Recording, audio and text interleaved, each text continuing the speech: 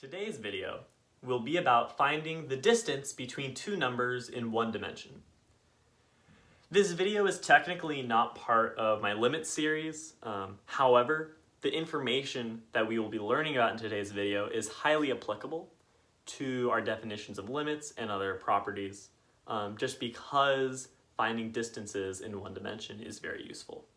So, suppose we have two numbers on our number line. We have a number A, and we have another number B. And let's say this number line just extends. So what is the distance between A and B? How do we find that? Well, there are some good ways to think about this. First of all, we can think about this value A as the value that we would find under the number line. But A also represents the distance between A and 0 on the number line. So not only, right, if we're counting, let's say, 1, 2, 3, 4, 5. But it would also represent how far away you are from 0. Okay, so we can do the same thing with B.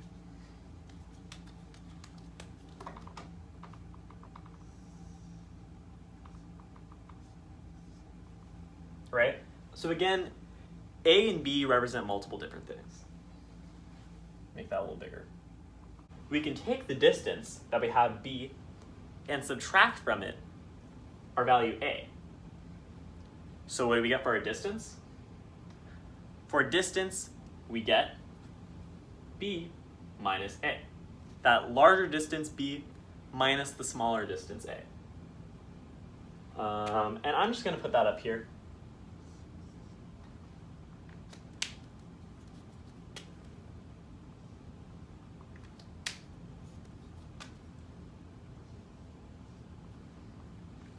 All right, so we have that distance B minus A.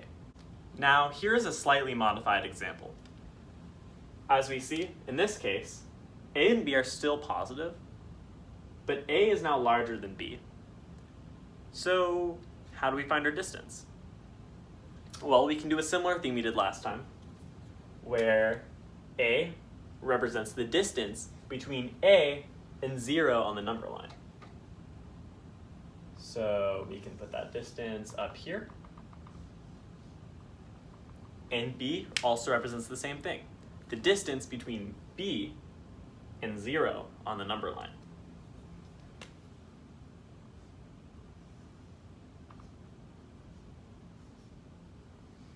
So to find the distance between A and B, right, this distance right here, that's the same thing as taking our total distance A and subtracting from it our distance B.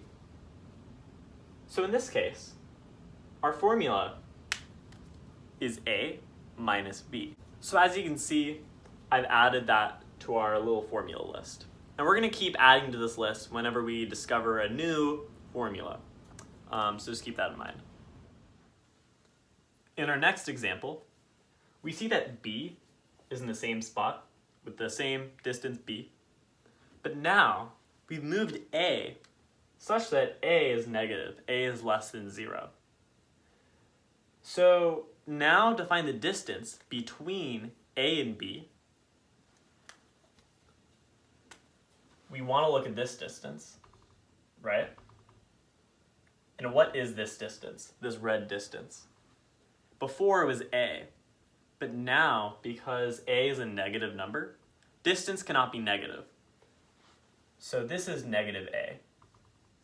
For example, let's say A was negative 3. If we found negative 3 to be here, the distance between 0 and negative 3 is 3. And to think about that, to go from negative 3 on the number line to 0 on the number line, you have to move by 3.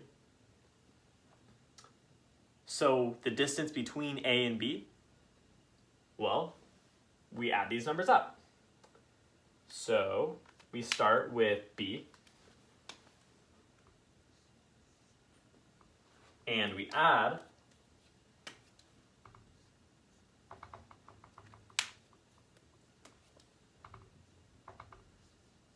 negative a. So we add that to our formula list. In the last example, we looked at when a was negative and b was positive. So now we'll see what happens if b is negative and a is positive. So again, we describe our distance a as the distance from a and 0 on the number line. And similarly to last time, because b is a negative number, the distance between b and 0, we don't describe as b, but we describe as negative the value of b.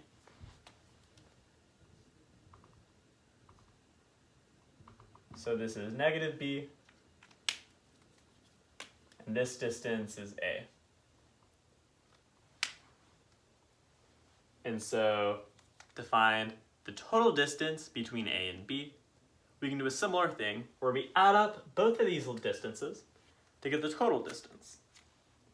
So we have a plus negative b. So what happens when both a and b are negative? So I kept b in the same location, but I moved a. So both a and b are negative. So the distance between b and 0 on the number line are the same. How about the distance between a and 0?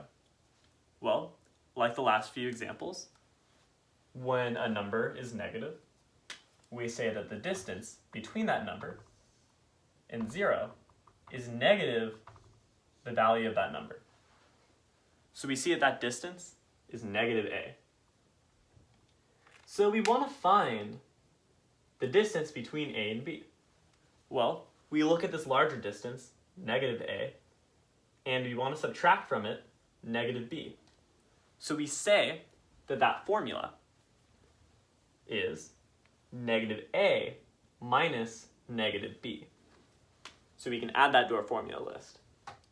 So now, in the last case we'll look at, I've moved b so it's less than a. So they're still both negative, but now in comparison to each other it's a little bit different. So to find the distance between a and b, well, we have to find the distance between b and 0. And we can describe that, again, just like the last example, as negative the value of b. To find the distance between a and b, we can take our longer distance, negative b, and subtract from it negative a. So we get our distance formula to be negative b minus negative a. And let me put that up here. So now, as you can see, I have written our 6 different formulas given our 6 different situations.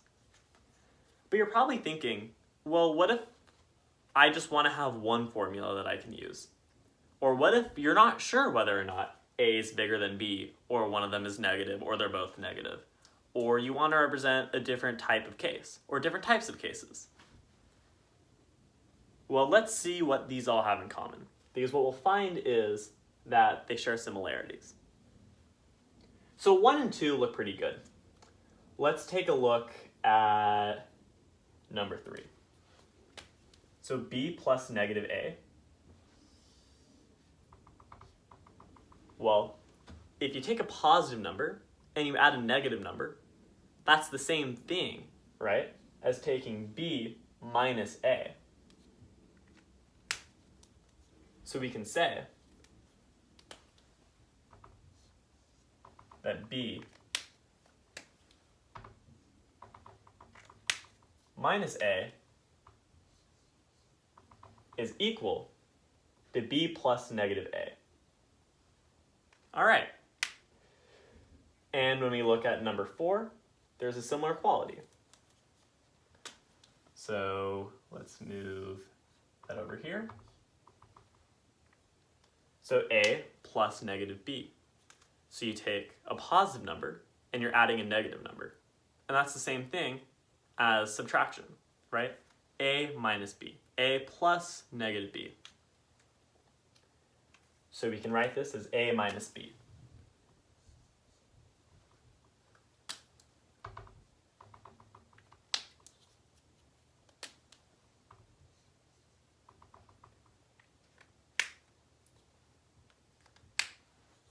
All right, our third formula we have is negative a minus negative b. And so when you're subtracting a negative number, right, usually subtraction you're going down. But if you're adding a negative number, subtracting a negative number means that you're actually adding. So this is the same thing as negative a plus b.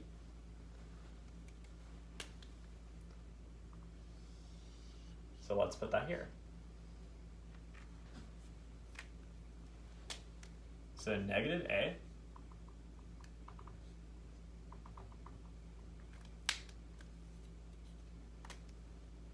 plus b.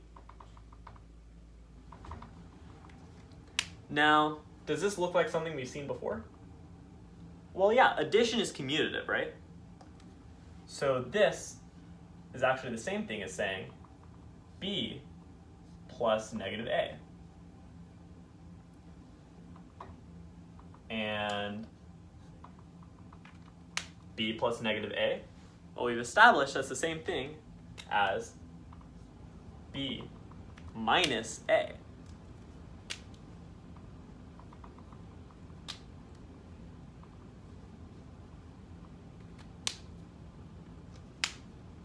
So just to summarize, so far, we have 1, we have 2, we have 3,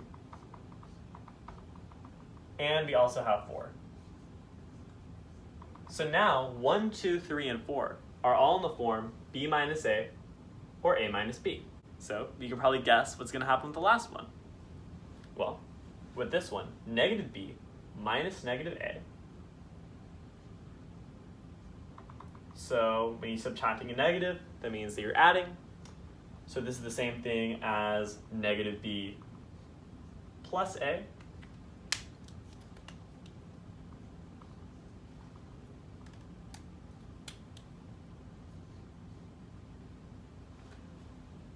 And again, addition is commutative. So we can switch these two and say it's a plus negative b.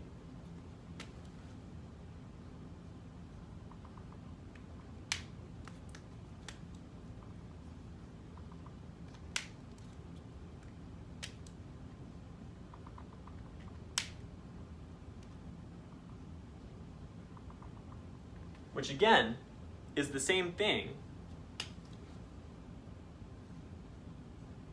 as a minus b. So as we see, all 6 of these follow the same form of either b minus a or a minus b. Now, first of all, I want you to think about, well, in what situation will it be b minus a?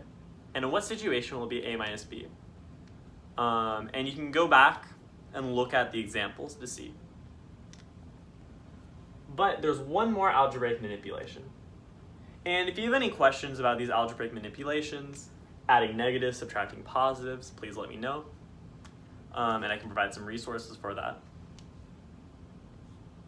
But we'll see that if we take a minus b, and let's say we multiply it by some constant. So we have a minus b, and let's say we multiply it by negative 1.